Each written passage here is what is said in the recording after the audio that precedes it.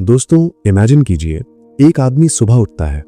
वो अपने दाएं हाथ से अपनी शर्ट के बटन बंद कर रहा होता है, लेकिन तभी अचानक उसका बायां हाथ उठता है और शर्ट के बटन खोलने लगता है। आदमी अपने बाएं हाथ को रोकने की कोशिश करता है, लेकिन बायां हाथ उसी के दाएं हाथ से लड़ने लगता है। वो आदमी खुद से ही हाथापाई कर रहा है। आपको लग रहा होगा कि उस पर किसी भूत या आत्मा का साया है, लेकिन नहीं, ये कोई हॉरर फिल्म नहीं है। ये मेडिकल साइंस की एक बहुत ही खौफनाक सच्चाई है, जिसे स्प्लिट ब्रेन सिंड्रोम कहा जाता है। 1960 के दशक में कुछ ऐसे मरीज थे जिन्हें मिर्गी यानी एपिलेप्सी के बहुत भयंकर दौरे पड़ते थे। उन्हें ठीक करने के लिए डॉक्टरों ने एक सर्जरी की। हमारे दिमाग के दो हिस्से होते हैं, लेफ्ट और राइट, और ये दोनों हिस्से एक केबल कॉर्पस कलोसम से जुड़े होते हैं। डॉक्टरों ने उस केबल को बीच से काट दिया। दौरे तो बंद हो गए, लेकिन इसके बाद जो हुआ उसने पूरी दुनिया के मनोवैज्ञानिकों और दार्शनिकों के होश उड़ा दिए। मरीज का दिमाग दो अलग अलग हिस्सों में बंट गया था, और सबसे डरावनी बात यह थी कि उसका मन यानी माइंड भी दो हिस्सों में बंट गया। दुनिया के सबसे मशहूर न्यूरोसाइंटिस्ट वीएस रामचंद्रन ने जब ऐसे ही एक मरीज का टेस्ट किया तो नतीजे ने पूरी दुनिया को हिला दिया। डॉक्टर ने उस मरीज के दिमाग के दाएं हिस्से से पूछा, क्या तुम भगवान में मानते हो? दाएं हिस्से ने जवाब दिया, हां, मैं मानता हूं। फिर डॉक्टर ने उसी आदमी के बाएं हिस्से से पूछा, क्या तुम भगवान में मानते हो? बाएं हिस्से ने जवाब दिया, नहीं, मैं नास्तिक हूं। जरा रुकिए और सोचिए, एक ही शरीर, एक ही इंसान, लेकिन उसके अंदर दो अलग अलग मन पैदा हो गए। एक मन आस्तिक है और दूसरा नास्तिक। अगर मन या आत्मा शरीर से आजाद होती तो दिमाग का मांस कटने से आत्मा के दो टुकड़े कैसे हो गए? यही वो सवाल है जो आज हमें मनोविज्ञान की सबसे गहरी खाई में ले जाने वाला है। स्वागत है ऑफिशियल साइकोलॉजी में।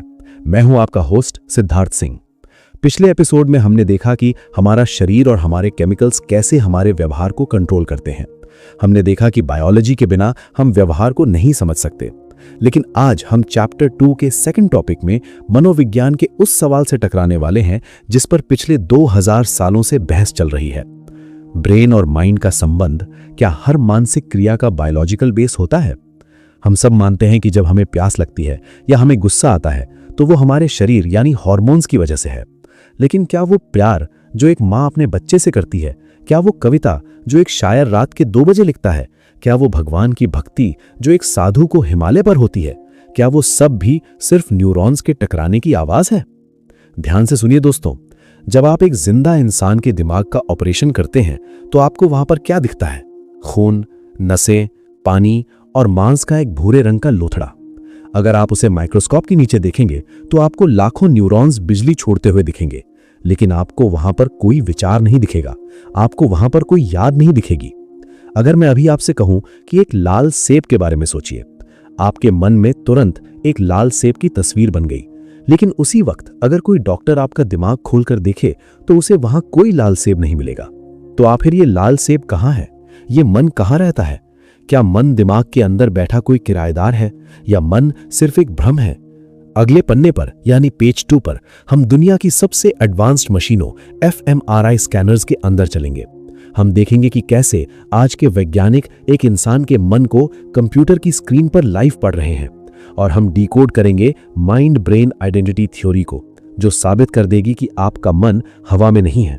तैयार हो जाइए, क्योंकि आज आप अपने ही ख्यालों का पोस्टमार्टम होते हुए देखेंगे। दोस्तों, पिछले पन्ने पर मैंने आपसे लाल सेब के बारे में सोचने को कहा था। आपने सेब के बारे में सोचा, लेकिन अगर डॉक्टर आपके दिमाग की सर्जरी करे तो उसे वहां कोई सेब नहीं दिखेगा।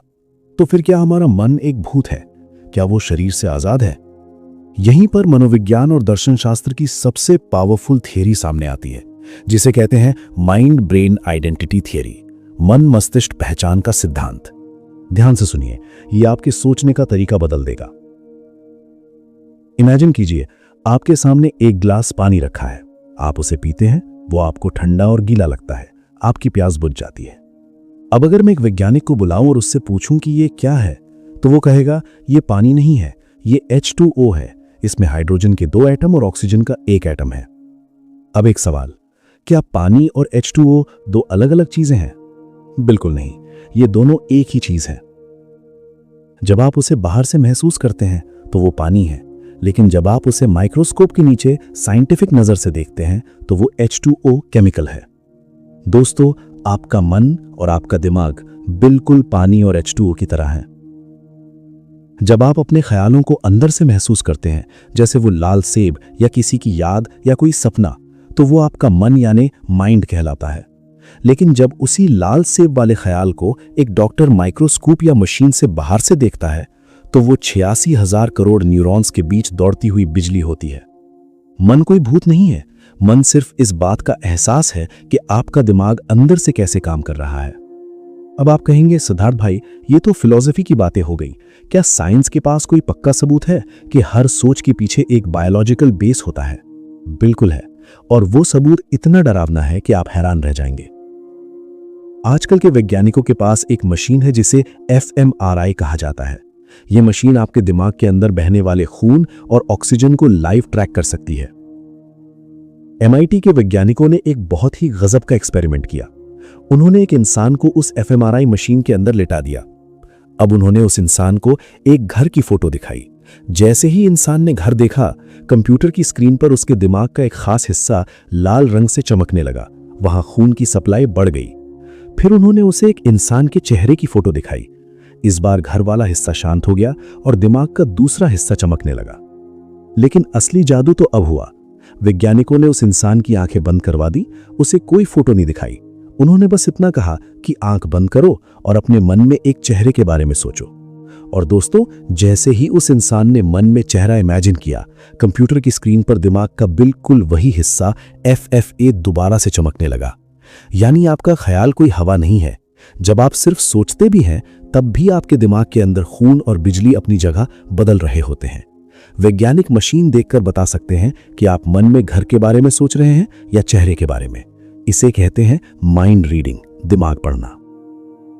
तो दोस्तों, साइंस ने तो यह साबित कर दिया कि जब हम कुछ देखते हैं या सोचते हैं, कॉग्निशन, तो उसके पीछे एक बायोलॉजिकल बेस होता है।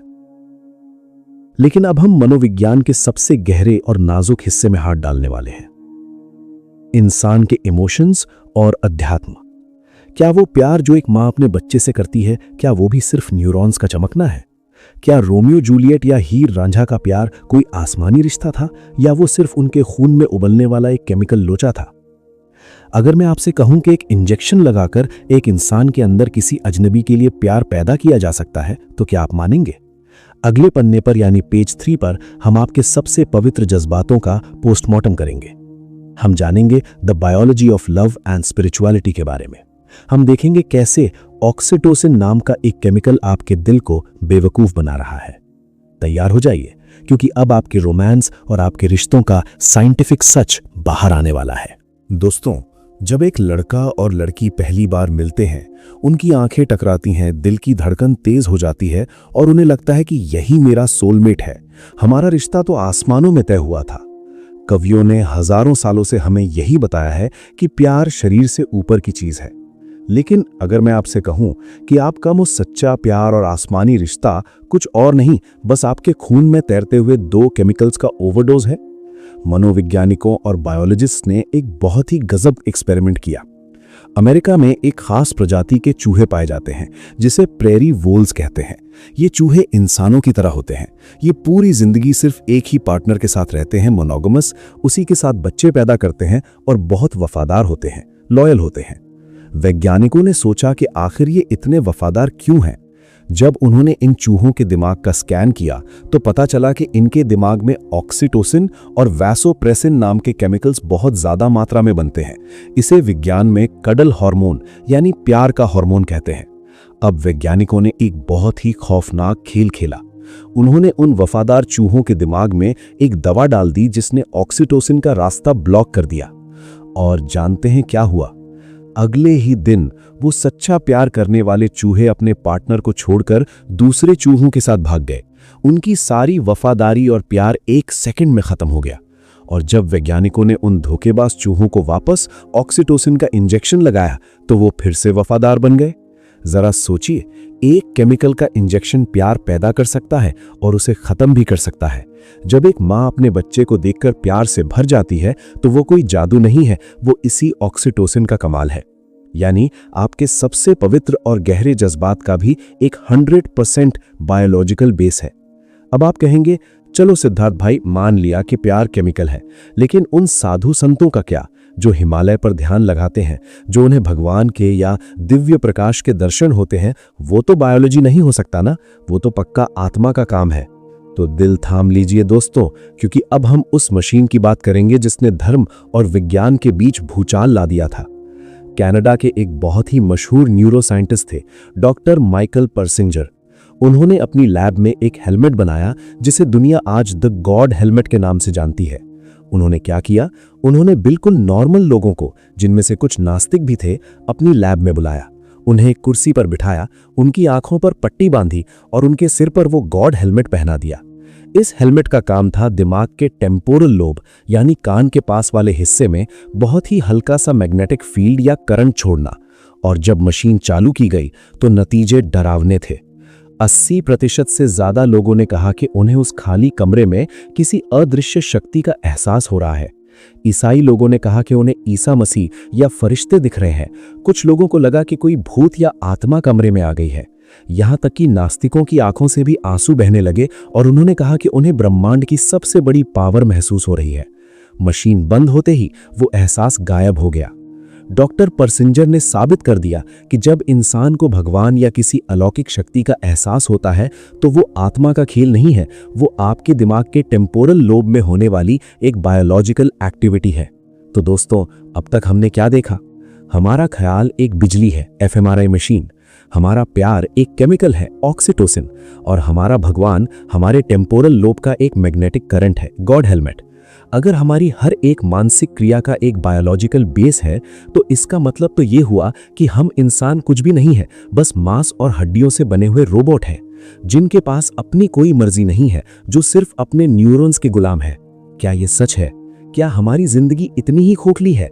रुकिए, अगले पन्ने पर यानी पेज नंबर 4 पर हम इस पूरे खेल को पलटने वाले हैं।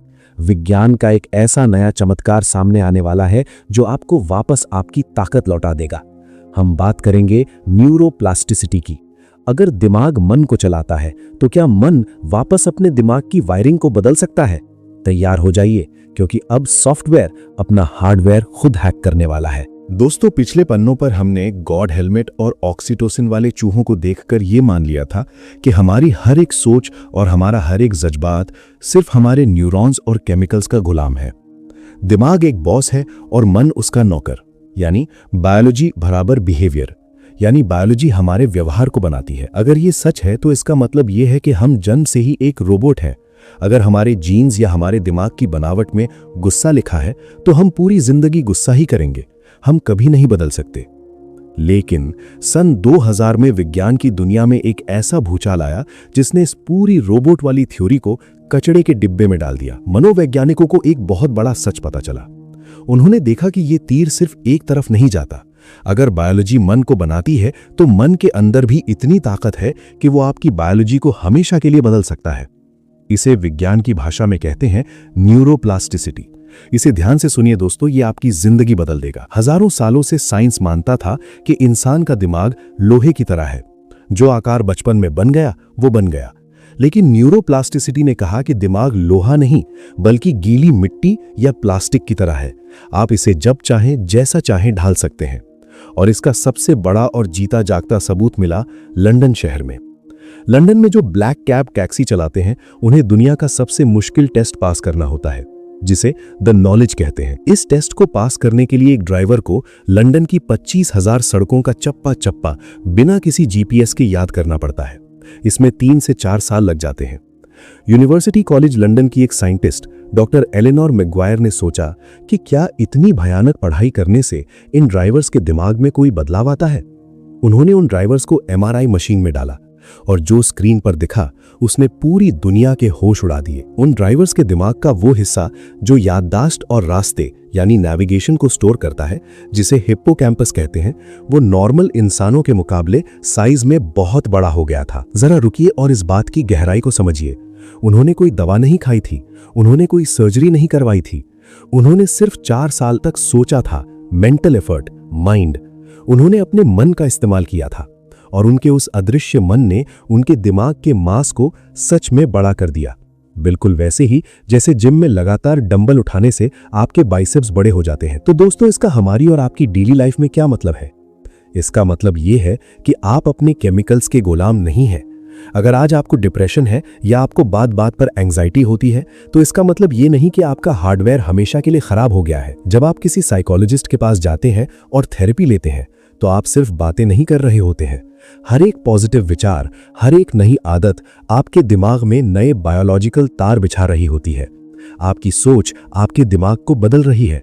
सॉफ्टवेयर खुद अपना हार्डवेयर लिख रहा है। अगले और आखिरी पन्ने पेज 5 पर हम इस टॉपिक 2 का एक महानिष्कर्ष निकालेंगे। हम माइंड और ब्रेन के इस 2000 साल पुराने युद्ध को हमेशा के लिए खत्म करेंगे। क्या वो दोनों अलग हैं या वो दोनों एक ही सिक्के के दो पहलू हैं? और मैं आपको एक ऐसा सच बताऊंगा जिसे सुनकर आप अपनी जिंदगी का हर एक विचार बहुत सोच समझ कर चुनेंगे। तैयार हो जाइए, क्योंकि अब आपके मन का पर्दा उठने वाला है। दोस्तों, पिछले पन्नों पर हमने इस 2000 साल पुरानी पहेली के दोनों पहलू देख लिए हैं। एक तरफ हमने देखा कि एक केमिकल ऑक्सीटोसिन हमारे प्यार को खत्म कर सकता है और एक हेलमेट हमें भगवान के दर्शन करा सकता है, और दूसरी तरफ हमने देखा कि लंदन के टैक्सी ड्राइवर्स ने सिर्फ अपनी सोच और मेहनत, माइंड से अपने दिमाग के मांस को बड़ा कर लिया। तो आखिर सच क्या है? कौन बड़ा है, मन या दिमाग? अगर आज आपसे कोई पूछे कि क्या हर मानसिक क्रिया, मेंटल प्रोसेस का एक बायोलॉजिकल बेस होता है, तो आपका जवाब होना चाहिए हाँ, 100% होता है। इस दुनिया में आपका एक भी विचार, एक भी आंसू और एक भी खुशी बिना न्यूरॉन्स के करंट के पैदा नहीं हो सकती। No biology, no mind. लेकिन इसका मतलब ये बिल्कुल नहीं है कि आपका मन सिर्फ एक कठपुतली है। मनोविज्ञान और न्यूरोसाइंस आज इस नतीजे पर पहुंचे हैं कि मन और दिमाग दुश्मन नहीं है, वो एक ही सिक्के के दो पहलू हैं। इसे एक बहुत ही खूबसूरत लूप की तरह समझिए। आपका दिमाग एक कैनवस या कोरे कागज की तरह है जिसे आपके माँ बाप के जीन्स ने बनाया है। वो तय करता है कि आपकी लिमिट क्या है, लेकिन आपका मन वो पेंटर है जो उस कागज पर अपनी मर्जी से चित्र बनाता है। जब आप नेगेटिव सोचते हैं तो आपका मन आपके दिमाग में स्ट्रेस के केमिकल्स भर देता है और आपका दिमाग सच में बीमार हो जाता है। और जब आप कुछ नया सीखते हैं, जैसे कोई भाषा या कोई स्किल, तो आपका मन आपके दिमाग के तारों को दोबारा जोड़ देता है, न्यूरोप्लास्टिसिटी, और आपका दिमाग पहले से ज्यादा तेज हो जाता है। इस बात को अपनी जिंदगी का उसूल बना लीजिए दोस्तों। आप वो नहीं हैं जो आपका दिमाग आपसे करवाता है, आप वो हैं जो आपका मन आपके दिमाग को बनाता है। You are the sculptor of your own brain. आप अपने ही दिमाग के मूर्तिकार हैं। रेने डिकार्ट जैसे पुराने दार्शनिक गलत थे। आत्मा और शरीर अलग अलग नहीं हटते, वो एक दूसरे के गले लगे हुए हैं। अगर आपको अपनी जिंदगी बदलनी है, अपना डिप्रेशन दूर करना है या अपने गुस्से को कंट्रोल करना है, तो आपको दोनों मोर्चों पर लड़ना होगा।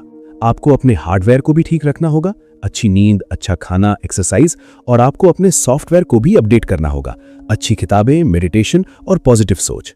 जब ये दोनों एक साथ काम करते हैं, तब एक आम इंसान सुपर ह्यूमन बन जाता है। आपका हर एक ख्याल आपके दिमाग की बनावट को बदल रहा है, इसलिए बहुत सोच समझ कर सोचिए। और दोस्तों, इसी डार्क, साइंटिफिक और लाइफ चेंजिंग सच के साथ हमारा चैप्टर 2 का दूसरा टॉपिक यहीं पर मुकम्मल होता है। आज हमने ये साबित कर दिया कि आपका प्यार, आपकी यादें और आपका भगवान सब कुछ आपके दिमाग के इसी 1.5 किलो के यूनिवर्स में बसता है। भाई, अगर आज के इस एपिसोड ने तुम्हारे दिमाग के न्यूरॉन्स को थोड़ा सा भी झकझोरा है और तुम्हें तुम्हारी असली ताकत का एहसास कराया है, तो इस वीडियो पर एक लाइक तो बनता है।